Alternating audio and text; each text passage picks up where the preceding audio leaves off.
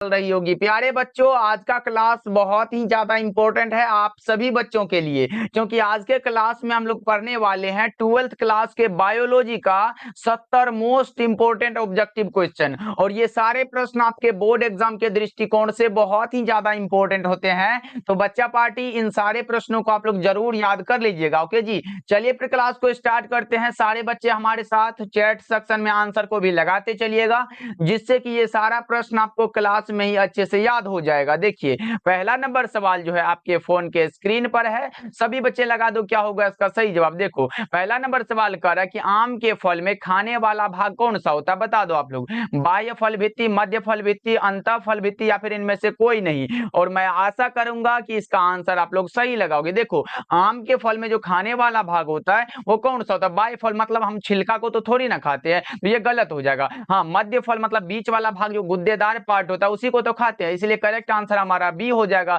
अंतःफल मतलब गुठली को थोड़ी ना खाते हैं भाई, ये भी गलत हो जाएगा। हमारा correct answer option number B हो जाएगा। तो सभी बच्चों को याद रखना। चलिए, दूसरा नंबर सवाल है हमारे सामने। सभी बच्चे अच्छे से आंसर को लगाते चलना और लास्ट में बताना कि आप लोग 70 ऑब्जेक्टिव में सही कितना कर पाते हो। ओके जी, देखते हैं कितने बच्चे हैं जो हमारे साथ जुड़े रहते हैं लास्ट तक। देखिए, दूसरा नंबर सवाल कर रहा है द्विखंडन एक प्रकार का है। अब बता दो जी, द्विखंड यानी कि बाइनरी जो फ्यूजन होता है वो क्या होता है। ये एसेक्सुअल रिप्रोडक्शन है, यानी कि अलैंगिक जनन है। ऑप्शन नंबर बी आपका करेक्ट हो जाएगा। सभी बच्चे याद रखिएगा। चलिए, तीसरा नंबर सवाल है हमारे सामने। मात्र 70 ऑब्जेक्टिव है बच्चों। ये रहा तीसरा नंबर सवाल। बता दो निम्नलिखित में कौन जंतु उभयलिंगी नहीं है। देखो, नहीं को पढ़ना मत भूलना। देखो, यहाँ पूछा गया है कौन सा जंतु है जो उभयलिंगी नहीं है। तो फीता कृमि हमारा उभयलिंगी है, केचुआ भी उभयलिंगी है और जोंक भी हमारा उभयलिंगी है। लेकिन ये घरेलू मक्खी जो है ये हमारा उभयलिंगी नहीं है, यानी कि यह एक लिंगी है। करेक्ट आंसर हमारा कौन सा, तो ऑप्शन नंबर सी हो जाएगा। सभी बच्चे इसको याद रखोगे। ओके, चलिए फोर्थ नंबर सवाल को देखते हैं। ये रहा हमारे सामने। अंड प्रजक प्राणी कौन सा है। इतना आसान सा सवाल है बच्चा पार्टी, लगा दो। मुर्गी होगा, सांप होगा, मगरमच्छ होगा, या इनमें से कोई नहीं। तो हमारा इनमें से सभी हो जाएगा, क्योंकि ये मुर्गी भी अंडा देता है, सांप भी और मगरमच्छ भी, इसीलिए करेक्ट आंसर हमारा ऑप्शन नंबर डी हो जाएगा। ओके जी, चलिए अगले प्रश्न को देखते हैं। दोनों मीडियम वालों के लिए, हिंदी और इंग्लिश दोनों मीडियम में दिया गया प्रश्न है, तो सभी बच्चे अच्छे से देखना। देखो, काजू निम्नांकित में कैसा फल कहलाता है। काजू जो है वो निम्नांकित में कैसा फल कहलाता है, तो नट फल कहलाता है। काजू निम्नांकित में नट फल कहलाता है, इसलिए सभी बच्चे इसको याद रखोगे। चलिए, 6 नंबर सवाल है हमारे सामने। बता दो 6 नंबर सवाल कह रहा है जनक समान जीव प्राप्त हो सकता है, यानी कि जनक मतलब हो गया पेरेंट, और पेरेंट के समान जो जीव प्राप्त होगा वो विखंडन से होता है। किससे, तो विखंडन से। ऑप्शन नंबर डी आपका करेक्ट हो जाएगा। सभी बच्चे याद रखिएगा, पेरेंट्स के समान अगर पूछे, यहाँ देखो दिया गया है, तो करेक्ट आंसर हमारा ऑप्शन नंबर डी होगा। अगले प्रश्न को देखते हैं। 7 नंबर सवाल है चमगादड़ द्वारा परागण क्या कहलाता है। बहुत इंपॉर्टेंट प्रश्न है। चमगादड़ के द्वारा परागण क्या कहलाएगा, बता दो बच्चा पार्टी। 7 का करेक्ट आंसर यह हमारा कहलाता है क्रिप्टोरोफैली कहलाता है, इसलिए करेक्ट आंसर हमारा सी होगा। इसमें क्या होता है कि चमगादड़ फूलों से परागकणों को एक फूल से दूसरे फूल तक ले जाते हैं, जिससे कि पौधे का परागण हो जाता है। इसी को हम लोग क्या बोलते हैं, चमगादड़ द्वारा परागण करते हैं, इसलिए सही जवाब जो होगा वो ऑप्शन सी हो जाएगा। चलिए, फिर 8 नंबर सवाल है। 8 नंबर सवाल कह रहा है हमारे सामने है बीज चोल का निर्माण होता है, किससे होता है। बीज चोल का जो निर्माण होता है वो किससे होता है, बता दो बच्चा पार्टी, क्या होगा इसका सही जवाब। तो बीज चोल का जो निर्माण होता है वो पेरिकार्प से होता है। बीज चोल का निर्माण किससे होता है बच्चों, पेरिकार्प से होता है। तो सभी बच्चे इसको याद रखोगे। चलिए, और बच्चा पार्टी अभी तक आप लोग जुड़े हुए हो लेकिन क्लास को लाइक नहीं किए हो, तो सभी बच्चे एक बार क्लास को लाइक करिएगा और अपने दोस्तों के पास भी शेयर करिएगा, ये इंपॉर्टेंट क्लास। ओके जी, चलिए 9 नंबर सवाल की ओर बढ़े बच्चा पार्टी। ये रहा आपके सामने 9 नंबर सवाल। युग्मक स्थानांतरण हो सकता है किसके द्वारा। युग्मक स्थानांतरण किसके द्वारा होगा, जल द्वारा, वायु द्वारा, हवा द्वारा। तो इन सभी के द्वारा होता है युग्मक स्थानांतरण। करेक्ट आंसर हमारा ऑप्शन नंबर डी होगा। लेकिन आप सभी से एक प्रश्न है, बता दो युग्मक कैसे होते हैं, हैप्लॉइड होते हैं या फिर डिप्लॉइड होते हैं। तो याद रखिएगा युग्मक जो होता है वो हमारा हैप्लॉइड यानी कि एन होता है, ये भी आप लोग याद रखिएगा। और नर और मादा युग्मक दोनों होते हैं, वो मिलकर जायगोट का निर्माण करते हैं, तब वो जायगोट हमारा डिप्लॉइड होता है। चलिए, अगले प्रश्न को देखते हैं। 10 नंबर सवाल है स्त्री दल चक्र पुष्पों में बना होता है। ये पुष्पों में स्त्री दल चक्र में पूछा गया, आप लोगों से बता दो क्या होगा, फटाफट से बता दो। तो स्टिग्मा भी होता है, स्टाइल भी होता है और ओवरी भी होता है। करेक्ट आंसर हमारा हमारा ऑप्शन नंबर डी होगा। ऑप्शन नंबर कौन सा होगा? ये डी हो जाएगा, बिल्कुल सही जवाब है। ये क्या है? पुष्प का ये मादा जननांग पूछा गया है, इसलिए स्त्री दल जो होता है वो स्टिग्मा भी होता है, स्टाइल भी होता है और ओवरी भी होता है। करेक्ट आंसर हमारा डी होगा। अगले प्रश्न को देखते हैं। 11 नंबर सवाल है, निम्नांकित में से किस पौधे में स्वपरागन होता है? सेल्फ पॉलिनेशन किस में होता है बता दो? वो द्विलिंगी पौधों में होता है। सेल्फ पॉलिनेशन द्विलिंगी यानी कि बाइसेक्सुअल में होता है। करेक्ट आंसर हमारा बी होगा। अगले प्रश्न को देखते हैं। अगला प्रश्न हमारे सामने 12 नंबर सवाल, बता दो इनमें कौन कायिक प्रवर्धक नहीं है? ये भी पूछा गया, नहीं है बता दो। कायिक प्रवर्धक जो नहीं है वो हमारा हो जाएगा चल बीजाणु। कौन सा? चल बीजाणु। Correct answer option number D हो जाएगा बच्चों, याद रखिएगा। चलिए 13 नंबर सवाल है हमारे सामने, बता दो बच्चा पार्टी, भ्रूणपोष का कार्य क्या होता है? भ्रूणपोष का जो कार्य होता है वो क्या होता है बता दो फटाफट से। What is the function of endosperm? क्या होता है? भ्रूण को पोषण देना बच्चों। Option number B right answer, providing nutrition of to the embryo. Correct answer आपका ऑप्शन बी होगा। अगले प्रश्न की ओर बढ़ते हैं। अगला प्रश्न हमारे सामने 14 नंबर सवाल है, भ्रूणकोष की सेंट्रल कोशिका कौन सी है? सेंट्रल कोशिका की बात हो तो वो हमारा सेकेंडरी न्यूक्लियस होता है, यानी कि द्वितीयक केंद्रक होता है। सेकेंडरी न्यूक्लियस हमारा क्या है? द्वितीयक केंद्रक है। ये भी प्रश्न आपके बोर्ड एग्जाम में कई बार आ चुका है बच्चा पार्टी, तो क्या करोगे? याद रखना है। चलिए 15 नंबर सवाल है हमारे सामने, बता दो। 15 नंबर सवाल कह रहा है, प्रत्येक पादप कोशिका से पूर्ण पौधा बन सकता है, इस गुण को क्या कहते हैं? प्रत्येक पादप कोशिका से एक पूर्ण पौधा बन सकता है, उसे हम लोग संपूर्णता कहते हैं। क्या बोलते हैं बच्चा पार्टी? संपूर्णता कहते हैं, जिसको हम लोग अंग्रेजी में टोटी पोटेंसी बोलते हैं। देखो लेकिन यहाँ अंग्रेजी का ही वर्ड दिया गया टोटी पोटेंसी। हमारा करेक्ट 16 नंबर सवाल है हमारे सामने, कह रहा है देखो क्या, कमल में परागन होता है किसके द्वारा? कमल में परागन जो होता है वो किसके द्वारा? आप लोग जल में रहता तो जल मत लगा देना, इसमें कीट परागन होता है। किसके द्वारा? कीटों के द्वारा होता है। इसीलिए 16 का आप कह सकते हो कि ऑप्शन नंबर सी हमारा करेक्ट आंसर है। चलिए 17 नंबर सवाल को देखते हैं बच्चा पार्टी। 17 नंबर सवाल कह रहा है, निषेचन के पश्चात बीजांड परिवर्तित होता है किसमें? बीज में। निषेचन के पश्चात बीजांड जो परिवर्तित होता है वो बीज में परिवर्तित होता है बच्चों। ऑप्शन बी आपका राइट आंसर है। चलिए 18 नंबर सवाल है बच्चा पार्टी, ये रहा।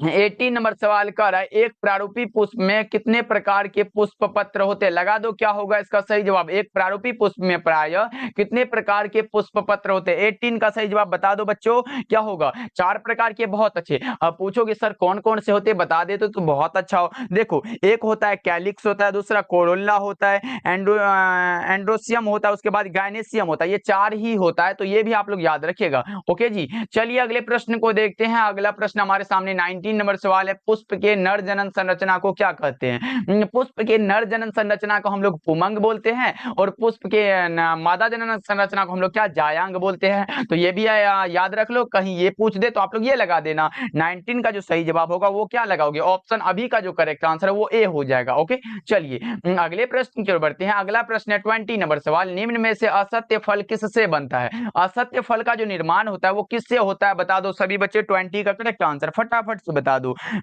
फटाफट से।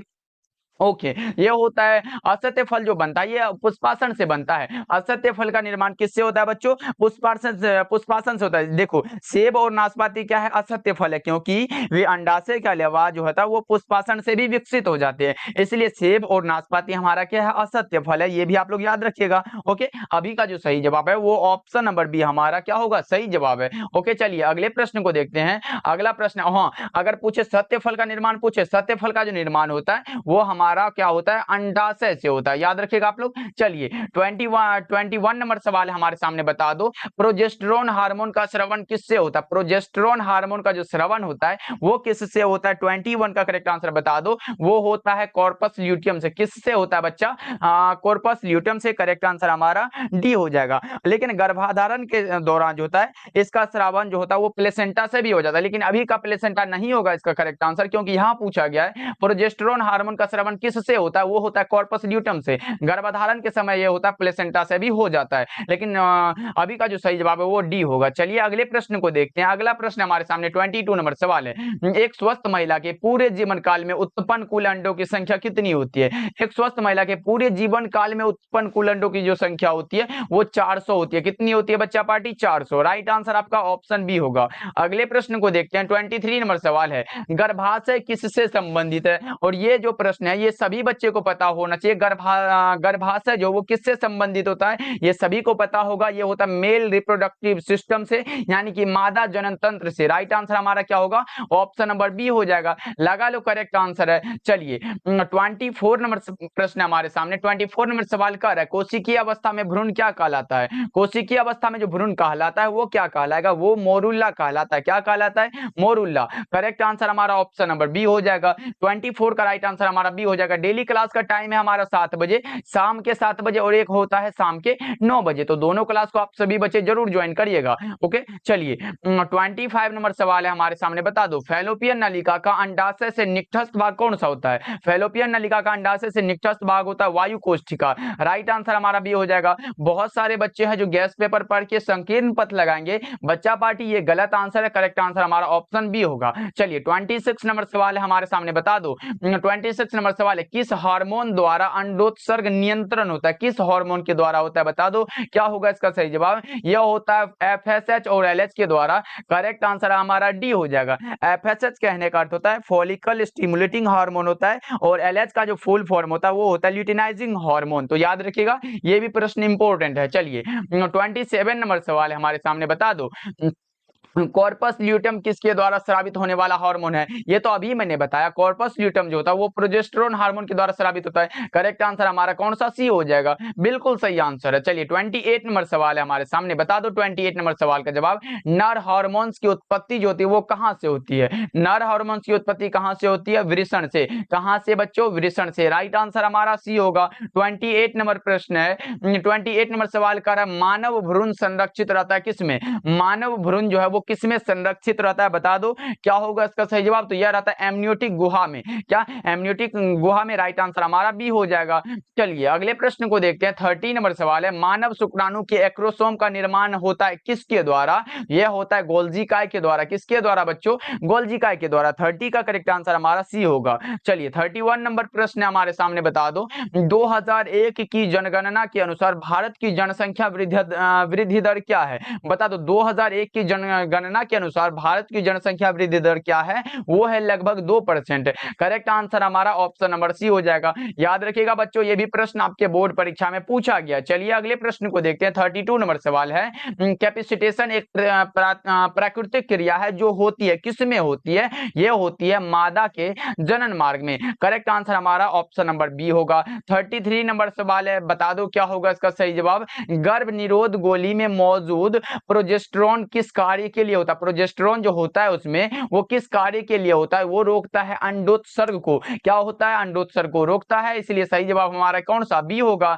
अगले प्रश्न की ओर बढ़ते हैं। अगला प्रश्न है, यौन संचारित रोग कौन सा होता है। बता दो यौन संचारित रोग पूछा गया, आप लोगों से क्या लगाओगे, 34 का करेक्ट आंसर। तो यौन संचारित रोग अगर आपसे पूछे तो वो हमारा होता है गोनोरिया होता है, सिफिलिस होता है, हर्पिस होता है। इनमें से सभी करेक्ट हो जाएगा। इनमें से सभी हमारा क्या होगा बच्चों, करेक्ट हो जाएगा। जो यौन संबंधों से यौन संबंधों के माध्यम से एक व्यक्ति से दूसरे व्यक्ति में फैलते हैं, वही हमारा यौन संचारित रोग हो जाता है। ओके, चलिए अगले प्रश्न को देखते हैं। जैसे एग्जांपल ले लो कोविड-19। चलिए अगले प्रश्न को देखते हैं। संतानोत्पत्ति नियंत्रण के क्या उपाय हैं। ये सारे के सारे विधि जो दिख रहे हैं, हार्मोनल विधि, प्राकृतिक विधि, रासायनिक विधि, ये सारे के सारे विधि क्या है, यही संतानोत्पत्ति नियंत्रण के उपाय हैं। करेक्ट आंसर हमारा ऑप्शन डी हो जाएगा। अगले प्रश्न को देखते हैं। 36 नंबर सवाल है, भारत में परिवार नियोजन कार्यक्रम कब आरंभ हुआ था। भारत में परिवार नियोजन जो कार्यक्रम आरंभ हुआ था, शुरू हुआ था, वो 1951 ईस्वी में। कब, 1951 में। राइट आंसर आपका ए हो जाएगा बच्चा पार्टी। चलिए अगले प्रश्न को देखते हैं। 37 नंबर सवाल है, जनसंख्या अधिक होने से क्या होता है। बता दो बच्चों, बहुत इंपॉर्टेंट है। जनसंख्या अधिक होने से क्या होता है। ऑप्शन नंबर ए में है आय में कमी, बी में है जमीन में कमी, और सी में है खनिज पदार्थ की कमी। ये सारे के सारे कमी हो जाएंगे जनसंख्या अधिक होने से। इनमें से सभी हमारा करेक्ट आंसर है। चलिए 38 नंबर सवाल है। 38 नंबर सवाल का है, वंशागति का क्रोमोसोम सिद्धांत किसने प्रतिपादित किया। यहाँ क्रोमोसोमल लिखा गया था, लेकिन यहाँ पे क्रोमोसोम लिखा गया। देखो वंशागति का क्रोमोसोमल सिद्धांत जो दिया गया था वो दिया गया सटन एवं बोवेरी जी के द्वारा। करेक्ट आंसर हमारा क्या होगा, ऑप्शन बी होगा। चलिए 39 नंबर सवाल है हमारे सामने। बता दो 39 नंबर सवाल का है, द्विसंकर परीक्षार्थ संकरण का अनुपात क्या होता है। और यह प्रश्न आपके बोर्ड परीक्षा में पूछा गया है, तो बता दो द्विसंकर परीक्षार्थ संकरण अनुपात क्या होता है। वो होता है 1:1:1 होता है। करेक्ट आंसर हमारा ऑप्शन नंबर सी बिल्कुल सही है। चलिए 40 नंबर सवाल है, बता दो बच्चों क्या होगा। 40 नंबर सवाल कह रहा है कि मानव नर की आनुवंशिक पहचान की जाती है किसके द्वारा? मानव नर की आनुवंशिक पहचान किसके द्वारा की जाती है? वो किया जाता है लिंग गुणसूत्रों के द्वारा। करेक्ट आंसर आप कह सकते हो कि ऑप्शन नंबर डी हमारा क्या होगा, 100% करेक्ट हो जाएगा। करेक्ट नहीं करेक्ट हो जाएगा बच्चा पार्टी। तो क्लास को भी आप लोग लाइक कर दीजिएगा। चलिए 41 नंबर सवाल है, बता दो। 41 नंबर सवाल कह रहा है पृथक्करण के सिद्धांत को और क्या कहते हैं? पृथक्करण के सिद्धांत को हम लोग क्या बोलते हैं? Law of purity of gametes, यानी कि युग्मकों की शुद्धता का नियम कहते हैं। सही जवाब हमारा क्या होगा, ऑप्शन नंबर सी हो जाएगा। चलिए 42 नंबर सवाल है। 42 नंबर सवाल कह रहा है 21वें गुणसूत्र के ट्राइसोमी में कौन सी आनुवंशिक बीमारी होती है? बता दो 21वें गुणसूत्र के ट्राइसोमी में कौन सी आनुवंशिक बीमारी होती है? वो होता है डाउन सिंड्रोम। कौन सा? Down syndrome. राइट आंसर हमारा ऑप्शन नंबर डी हो जाएगा। 43 नंबर सवाल है, बता दो। 43 नंबर सवाल कह रहा है मनुष्य में मात्रात्मक लक्षण का उदाहरण कौन सा होता है? वो हमारा क्या होता है? बालों का रंग है, त्वचा का रंग है, नाक का आकार है, आंखों का रंग है। ये हमारा त्वचा का रंग हो जाता है। राइट आंसर हमारा क्या होगा, बी हो जाएगा। और ऊंचाई भी होता है, ये भी याद रखिएगा, आकार भी होता है। चलिए अगले प्रश्न को देखते हैं। 44 नंबर सवाल है एक जीन के विभिन्न रूपों को क्या कहते हैं? उसे हम लोग एलील बोलते हैं बच्चों। क्या बोलते हैं? एलील बोलते हैं। यही तो है, देखो ना कौन सा ऑप्शन में दिया गया, जिसका हिंदी होता है युग्मक विकल्पी। देखो एलील इंग्लिश में दिया गया ना, ऑप्शन नंबर बी हमारा करेक्ट हो जाएगा। अगले प्रश्न को देखते हैं। 45 नंबर सवाल है अधिकांश उत्परिवर्तन क्या होता है? अधिकांश जो उत्परिवर्तन होता है वो क्या होता है? क्षीण होता है, यानी कि अप्रभावी होता है। कौन सा ऑप्शन में दिया गया? तो option number A correct answer होगा, क्षीण या फिर अप्रभावी होता है। 46 नंबर प्रश्न है। 46 नंबर सवाल देखो, Z Z by Z W तरह का लिंग निर्धारण किसमें देखा गया? बता दो Z Z by Z W तरह का लिंग निर्धारण देखा गया वो किसमें देखा गया था? मोर में। और ये देखा जा सकता है मुर्गियों में भी होता है, इसीलिए करेक्ट आंसर आप ऑप्शन नंबर सी को लगा सकते हो। चलिए 47 नंबर सवाल है। 47 नंबर सवाल कह रहा है आरएनए के किस रूप की संरचना त्रिपर्णी जैसी होती है? आरएनए के किस रूप की संरचना त्रिपर्णी जैसी होती है? बच्चा पार्टी लगा दो। 47 का करेक्ट आंसर क्या होगा? यह होता है टीआरएनए का। क्या? टीआरएनए का करेक्ट आंसर हमारा डी होगा। चलिए नेक्स्ट सवाल की ओर बढ़ते हैं।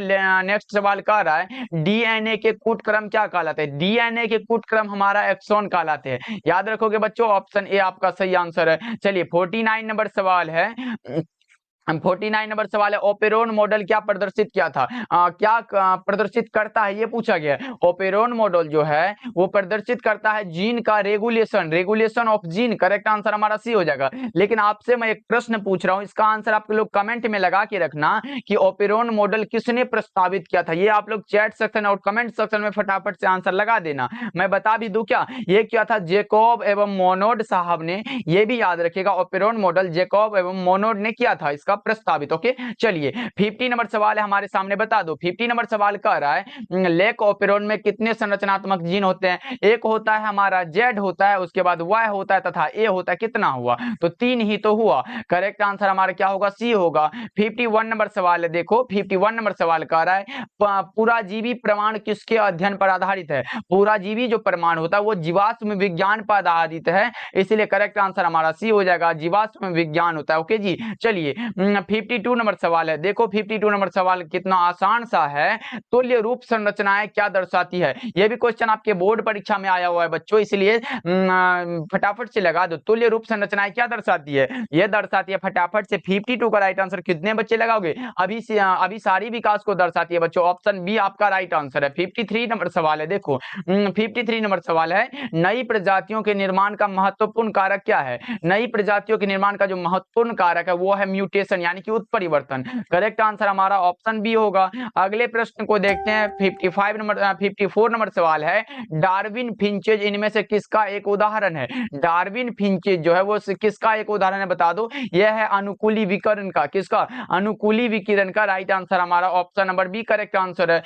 55 नंबर सवाल देखिए एंट अमीबा इनमें से क्या है? एंट अमीबा जो होता है वो क्या होता है? बता दो। ये प्रोटोजोआ है। एंट अमीबा क्या है? प्रोटोजोआ है। राइट आंसर हमारा सी होगा। 56 नंबर सवाल है, देखो 56 नंबर सवाल कर रहा है निम्नलिखित में से कौन असंक्रामक रोग है? बता दो। असंक्रामक रोग जो एक दूसरे से फैलता है वही ना पूछा गया है, तो बता दो कौन सा होगा। 56 का करेक्ट आंसर एक दूसरे से फैलता है वो संक्रामक होता है, और जो नहीं फैलता वो हमारा असंक्रामक होता है। 56 का राइट आंसर बता दो फटाफट से सभी बच्चे। ये हमारा कौन सा होगा, कैंसर हो जाएगा। राइट आंसर हमारा सी होगा। चलिए अगले प्रश्न को देखते हैं।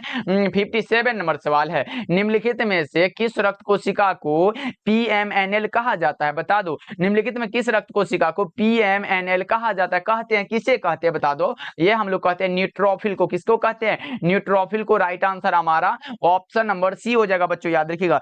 पीएमएनएल कहने का अर्थ होता है पॉलीमॉर्फोन्यूक्लियर ल्यूकोसाइट्स होता है। ओके, चलिए अगले प्रश्न को देखते हैं। 58 नंबर सवाल है, देखो 58 नंबर सवाल है कि ऑन्कोजीन इनमें से किसके लिए उत्तरदायी होता है। ऑन्कोजीन होता है कैंसर के लिए, ऑन्कोजीन उत्तरदायी होता है वो किसके लिए, कैंसर के लिए। राइट आंसर आपका ऑप्शन नंबर ए हो जाएगा। चलिए अगले प्रश्न को देखते हैं। 59 नंबर सवाल है, पादप कोशिका से संपूर्ण पौधा बनाने की क्षमता को क्या कहते हैं। ये प्रश्न शायद हमने पहले भी कर चुका तो था 15 नंबर सवाल में शायद। देखो हमने बताया था कि प्रत्येक पादप कोशिका से पूर्ण पौधा बन सकता है, यही मैंने बताया था ना 15 नंबर सवाल में। प्रत्येक पादप कोशिका से पूर्ण पौधा बन सकता है, इसे हम लोग टोटिपोटेंसी या फिर संपूर्णता कहते हैं, उसे ही हम लोग पूर्ण सशक्तता भी कहते हैं बच्चों। ये भी प्रश्न आपके बोर्ड परीक्षा में आया हुआ है, इसलिए याद रखोगे, ये भी प्रश्न बहुत इंपॉर्टेंट है। चलिए देखो एक ही प्रश्न लेकिन रूप बदल बदल के आ रहा है बच्चा पार्टी, इसलिए भूलना नहीं है। चलिए अगले प्रश्न को देखते हैं। 60 नंबर सवाल है, पीसी कल्चर मत्स्य पालन जो है वो किससे संबंधित होता है। मत्स्य पालन जो होता है किससे संबंधित है,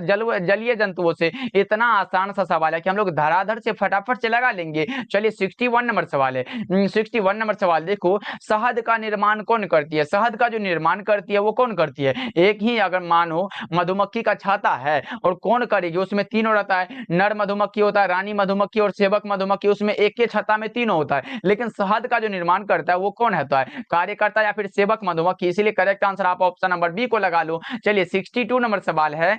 62 नंबर सवाल का रहा है, मेहसाना किसकी प्रजाति है। मेहसाना भैंस की प्रजाति है, कई बार मैं बता चुका हूं। मेहसाना आए, सुरती आए, ये दोनों भैंस की प्रजाति है, याद रखोगे आप लोग। चलिए अगले प्रश्न को देखते हैं। 63 नंबर सवाल है। 63 नंबर सवाल का रहा है, दूध को दही में बदलने से किस विटामिन की मात्रा बढ़ती है। दूध को दही में बदलने से किस विटामिन की मात्रा बढ़ती है, तो बता दो। 63 का करेक्ट आंसर क्या लगाओगे आप लोग, ये होता है बढ़ता है किसका, विटामिन B12 का। ऑप्शन नंबर ए आपका क्या होगा, करेक्ट आंसर हो जाएगा। 63 का जो करेक्ट आंसर होगा वो ऑप्शन ए हो जाएगा। चलिए अगले प्रश्न को देखते हैं। 64 नंबर सवाल है, देखो नील हरित शैवाल किस खेती के लिए उपयोगी जैव उर्वरक है। वो है चावल के लिए, किसके लिए, चावल के लिए। ऑप्शन डी आपका करेक्ट आंसर है। 65 नंबर सवाल है, देखो क्राइजीन बॉल कृमि से किस फसल को बचाता है। क्राइजीन जो है बॉल कृमि से किस फसल को बचाता है, कपास को। किस फसल को बच्चों, कपास को। करेक्ट आंसर हमारा ये हो जाएगा 65 का, याद रखोगे आप लोग। चलिए 66 नंबर सवाल है, चरम समुदाय किस क्षेत्र में पाया जाता है। चरम समुदाय पाया जाता है संतुलित क्षेत्र में। चरम समुदाय किस क्षेत्र में पाया जाता है,